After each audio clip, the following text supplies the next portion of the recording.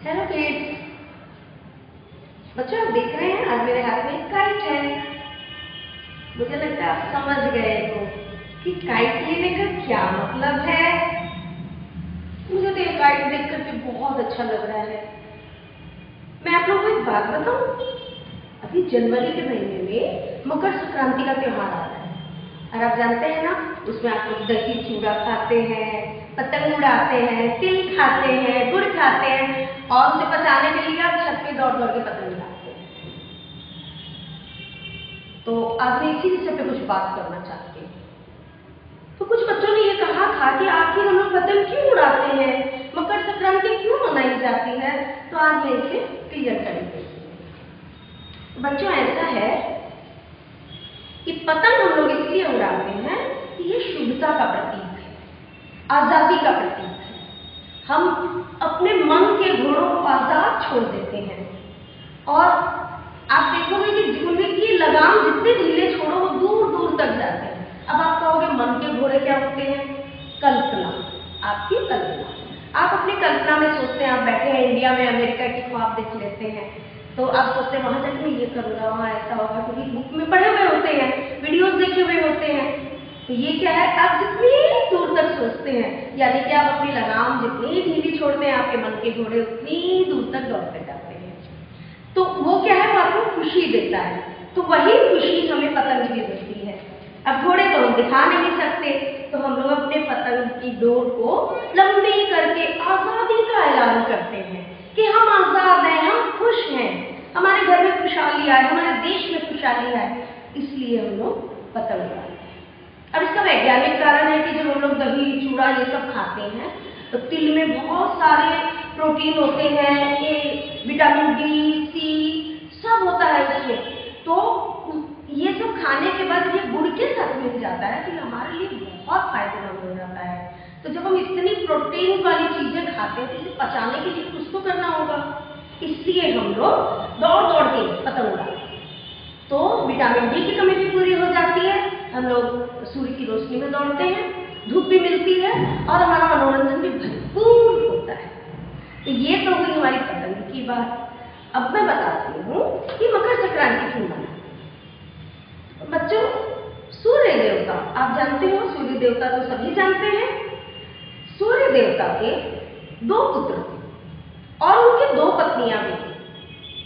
एक पत्नी का नाम था छाया और उस छाया का पुत्र था शनिदेव, उसको भी आप जानते ही।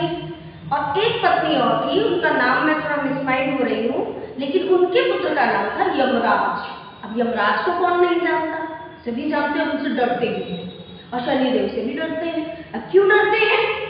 एक बार क्या हुआ कि सूर्य देवता के जब ये शनिदेव पैदा होने वाले थे तो बहुत खुश थे कि मेरे घर में संतान आने वाली है। लेकिन सूर्य तो अग्नि है, उसके पास कोई जाएगा तो वो झुलस जाएगा, वो काला पड़ जाएगा। तो उनकी पत्नी तो उसी महल में रहती थी, तो धीरे धीरे उनकी पत्नी भी काली होती चली गई और उनकी होने वाली संतान भी काली हो गई। भगवान सूर्य ने जब अपने पुत्र का मुंह देखा तो उन्होंने कहा है, मैं इतना चमकदार, इतना तेजस्वी और मेरा पुत्र इतना काला, नहीं नहीं ये मेरा नहीं है, मैं नहीं लगता इसे।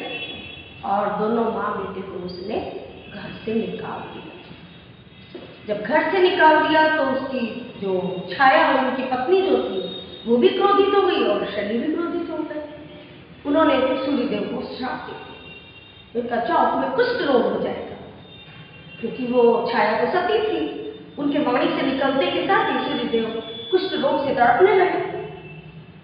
अब उनकी इस पीड़ा को यमराज नहीं सह सका, उसे लगा कि मेरे पिता कितने कष्ट में, तो उसने देवी देवताओं की प्रार्थना की कि हे प्रभु, मेरे पिता का ये कष्ट हर लो। अनजाने में मेरी माता ने और मेरे भाई ने इन्हें श्राप दे दिया है, आप इन्हें मुक्त कर दो। तो यमराज तो सबके ऊपर है, उनकी बात कौन टाल सकता था। तो सबने उन्हें खुश होकर के आशीर्वाद दिया कि हाँ ठीक है, सूर्यदेव कुष्ठ रोग से ठीक हो जाएगी, और वो ठीक हो गए। लेकिन ठीक होने के बाद सूर्यदेव का क्रोध खत्म नहीं हुआ। उन्होंने क्या किया, ये शनिदेव और उनकी माँ, जो हमारी राशियां होती हैं 12 राशि, उसमें से वो कुंभ राशि में रहते थे, वो उनका घर था। उन्होंने क्या किया, उसे जला दिया, कुंभ को जला दिया। फिर सूर्य ने, यमराज ने फिर देखा कि अरे पिताजी आप ये क्या कर रहे हैं। उन्होंने अपने पिता को समझाया कि पिताजी, पुत्र की तो दीर्घायु की कामना करते हैं पिता, उसकी बर्बादी का कारण नहीं बनते। अपने पुत्र की ये बातें सूर्यदेव को समझ में आई और वो चले अपनी पत्नी और शनिदेव से मिलने थे। तो जब वो धनु कुंभ घर से निकल के आगे बढ़े तो वो जब गए उनके घर तो देखे कि सारा काला पड़ा हुआ है, क्योंकि सब कुछ जल गया था। बस एक चीज बची हुई और वो थी काला तिल। तो शनिदेव जी की संस्कारी तो थे ही, माताएं कभी अपने बच्चों को गलत शिक्षा नहीं देती है। इतना अन्याय अत्याचार होने के बावजूद भी शनिदेव ने उन काले तिल से अपने पिता के चरण स्पर्श किए और फूल की जगह वो काले तिल चढ़ाए और उनसे आशीर्वाद लिया। सूर्यदेव को ग्लानि होने लगी कि मैंने इनके साथ क्या किया और ये मुझे अभी भी मेरा अभिनंदन कर रहा है, अभिवादन कर रहा है। तो वो खुश होकर के उन्होंने कहा कि नहीं, अब मैं तुम्हें नया घर दूंगा, और उन्होंने उसे मकर घर दिया। इसीलिए ये त्योहार का नाम हो गया मकर संक्रांति। और वो वहां रहने लगे। लेकिन शनिदेव को गुस्सा था। उन्होंने कहा कि नहीं, मेरे पिता हैं तो क्या हुआ, मेरी माता के साथ इन्होंने अन्याय किया और मैं अन्याय नहीं सह सकता। आप देखते होंगे कि शनिदेव किसी को नहीं बख्शते हैं। जिसने गलत किया उसे सजा देंगे, जिसने अच्छा किया उसे मान करते। तो उन्होंने भी देवताओं की से आशीर्वाद लिया, प्रार्थना की। उन्होंने कहा कि जैसे यमराज एकदम शक्तिशाली है और न्याय करता है, वैसे ही तुम भी न्यायप्रिय राजा हो। तुम रिश्ते नाते कुछ नहीं देखोगे, जहां अत्याचार होगा वहां तुम अपनी कटार जरूर उठाओगे। तब से शनिदेव से लोग डरने लगे, जैसे यमराज से डरते हैं। लेकिन बच्चों, शनिदेव से इतना डरने की जरूरत नहीं है। अच्छे कर्म करो, वो कहते हैं कि आप अच्छे कर्म करो, मैं आपका साथ दूंगा। लेकिन लोग बुरे कर्म करते हैं, इसलिए वो उन्हें सजा देते हैं। तो ये हुई हमारी मकर संक्रांति मनाने की कथा। ऐसे तो बच्चों इसमें बहुत सी कहानियां हैं, लेकिन इतनी कहानियां हम अभी नहीं कर सकते हैं। तो मेरा मन तो कर रहा है कि आज मैं पतंग बना ही लाऊं। आपका क्या कहना है? चलिए बनाते हैं। तो इसके लिए हमें ज्यादा कुछ नहीं बच्चों, आपके पास इस तरह के पेपर्स होंगे, पैकिंग पेपर भी आप ले सकते हैं। मैं इसके विषय में बनाने के बाद बताऊंगी। और नहीं तो काइट पेपर बाजार में मिलते हैं, जो बहुत पतले होते हैं, दोनों साइड से सेम कलर होता है, उसी का प्रयोग किया जाता है। पर आजकल तो ये पॉलीथीन की भी बन जाती है, तरह तरह की बनती हैं। तो आप तो खुद क्रिएटिव हो, आप किसी से भी बनाओ। मैं सिर्फ बनाने का तरीका बता देती हूँ। इसमें आपको ये झाड़ू की सीख लेनी और paper, scissor, sketch pen, sellotape, Fevicol, बस बच्चों यही सब है। तो हमने क्या किया, सबसे पहले क्योंकि मुझे इसकी डिजाइन अच्छी लगी और मैं इसे उड़ाने के लिए नहीं, गिफ्ट देने के रूप में बनाया, इसलिए मैंने ये गिफ्ट पेपर लिया है। मुझे इसे उड़ाना नहीं है। तो इसको मैंने स्क्वायर काटा। स्क्वायर काटने के बाद इसे उल्टा रखिए और इसके ऊपर हम लोग ये तिनके हैं हमारे पास, इन तिनकों को नापेंगे ये इस तरीके से, इसके बराबर हमें लेना है। यदि आपको बहुत मोटा तिनका है तो आप एक लीजिए, यदि पतले हैं तो दो लीजिए, दो से इसका बैलेंस बना होता है। तो ये देखिए मैंने ये दो तिनके लिए हैं और इनके ऊपर देखिए मैं इनको जोड़ देती हूँ। अब ये देखते हैं,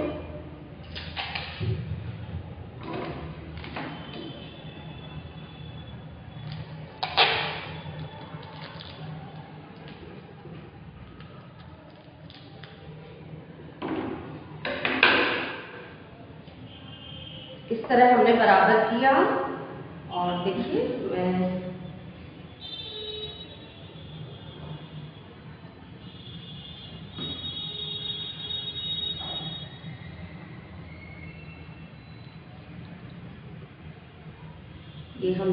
ये देखिए दो तिनकों को जोड़ के एक कर दिया और एक ये लंबाई हमने ये ली थी और दूसरी लंबाई हम लोग इसमें जो धनुष आकार लगाया जाता है वो ले रहे हैं। ठीक, यदि बड़ा रहेगा तो हम लोग इसे कट कर देंगे। अब इसे लगाने की प्रक्रिया शुरू करें। पहले इनको लगाते हैं।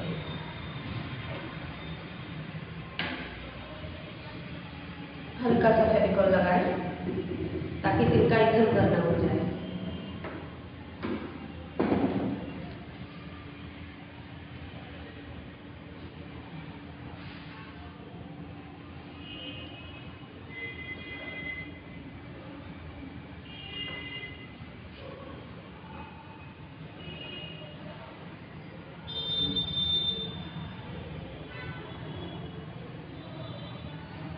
इसके ऊपर हम लोग इस तरह से कागज लगा देंगे ताकि थोड़ा और मजबूत हो जाए।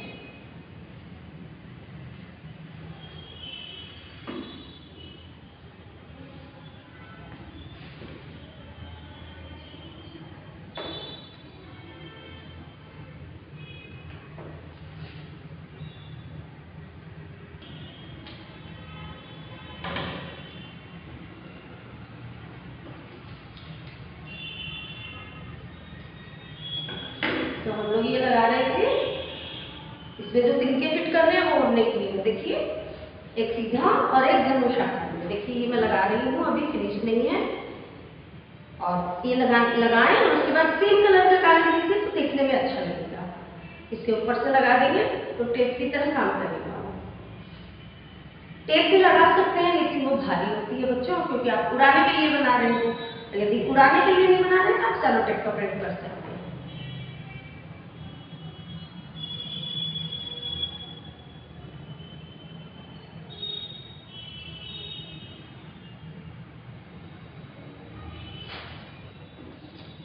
आपकी मम्मी अपने फैमिली में, पड़ोसियों में देती हैं तिलकुट वगैरह डाल के, दही चूड़ा देती हैं, गिफ्ट देती हैं। तो आप भी उन्हें विश कर सकते हो इस तरह पतंग बना करके। तो आप जब किसी को दोगे तो वो भी बहुत खुश होगा, और बना करके देने वाले को तो बहुत ही खुशी होती है। जब हम लोग सब त्योहार पे ग्रीटिंग बनाते हैं तो फिर मकर संक्रांति पे क्यों नहीं? मकर संक्रांति पे हम लोग काइट टाइप से ग्रीटिंग बना सकते हैं। अब देखिए ये थोड़ा मेरा बड़ा है, दिख रहा है बड़ा, इसे हम लोग कट करेंगे। कट करते समय ध्यान रखिए कि आपकी काइट न कट जाए।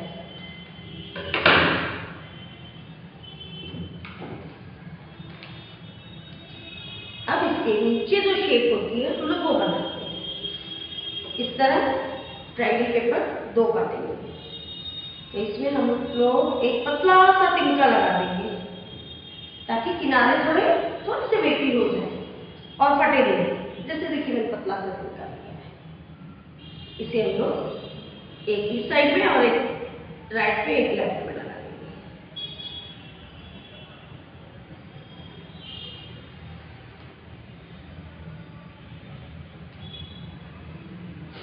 ये मेरा थोड़ा बड़ा हो गया है।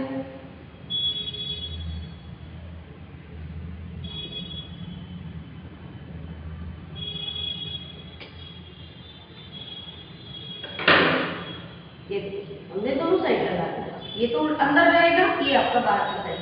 किनारे देखिए थोड़े हार्ड हो गए हैं। अब दूसरा पेपर लेके हम लोग इसके ऊपर चिपकाएंगे।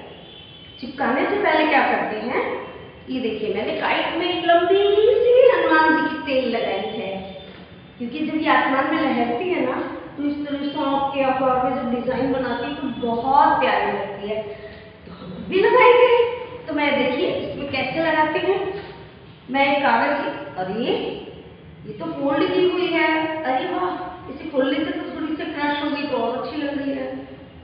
तो वाओ, तो ऐसा करते हैं हम लोग एक पट्टी बनाएंगे जितनी चौड़ी आपको चाहिए, लेकिन बहुत इतनी चौड़ी नहीं हो तो पूछनी होगी फिर।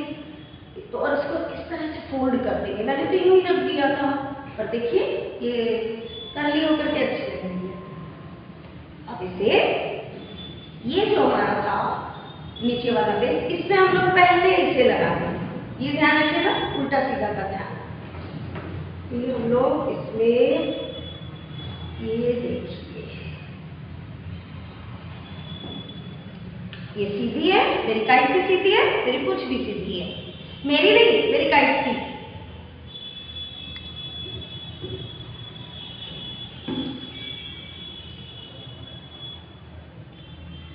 ये हमने, जब आप अंदर इसको दे देंगे तो फिनिशिंग अच्छी आएगी।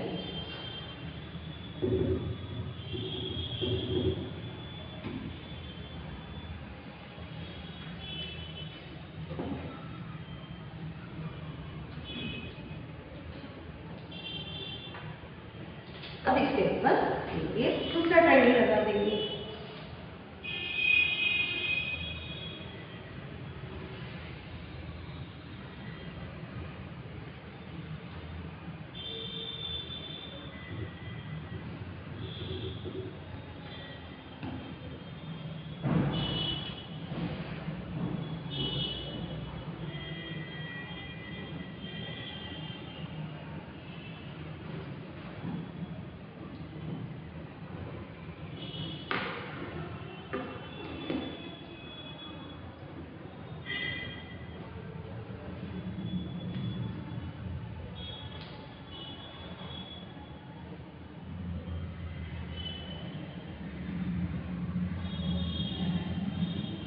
वाह, देखिए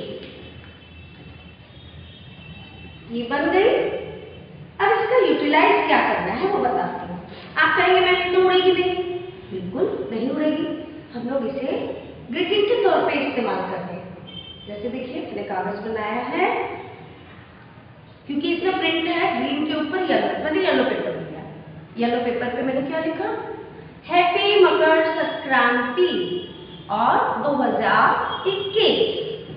तो जब आप इसे यहाँ भी लगा सकते हो, लेकिन आप मिडिल में लगाओ तो ज्यादा ब्यूटीफुल लगेगी, नजर जाएगी इसे, इसलिए हम लोग इसे बीच में लगाते हैं। इस तरह का देखिए, आप चाहे तो ग्रीन पेपर भी लगा सकते हैं, क्योंकि इसमें ग्रीन कलर है, दोनों डीप है, आप लाइट कलर से विजिबल होगा। आप चाहें तो इस तरह देखिए बादल आकार में बनाइए, मैंने कंप्यूटर का बना रखा है। देखिए इस डिजाइन में भी आप हैप्पी मकर संक्रांति लिख सकते हैं। और हाँ बच्चों, स्वतंत्रता दिवस पर भी पतंग उड़ाई जाती है। मैंने कहा ना आजादी का प्रतीक है, तो आप उस दिन भी बना सकते हो। ट्राई कलर की बनाइए, फिर उस पर लिखिए हैप्पी इंडिपेंडेंस डे।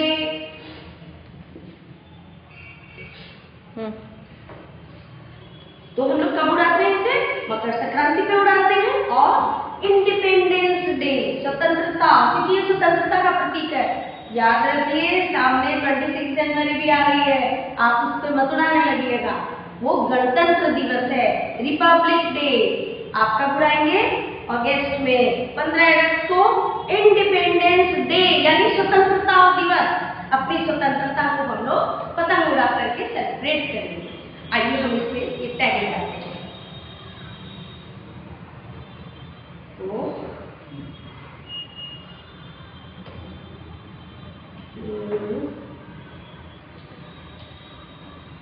अब आप चाहें तो आप इस पे अपना नाम भी लिख सकते हैं कि किसकी तरफ से है, किसको दिया गया है। जैसे मैंने इस पे लिखा है फ्रॉम, आप अपना नाम लिखिए। आप चाहें तो अपना भी लिख सकते हैं टू। तो इस तरह आप जब इसे किसी को गिफ्ट देंगे आप तो सब वो बहुत खुश होगा। मैंने इसमें मार्कर पे इसका स्केच पेन का प्रयोग किया है। आप चाहे तो ग्लिटर से लिखिए या आप अल्फाबेट कटिंग करके लिखिए, जैसे भी लिखिए, वो बहुत खूबसूरत लगेगा।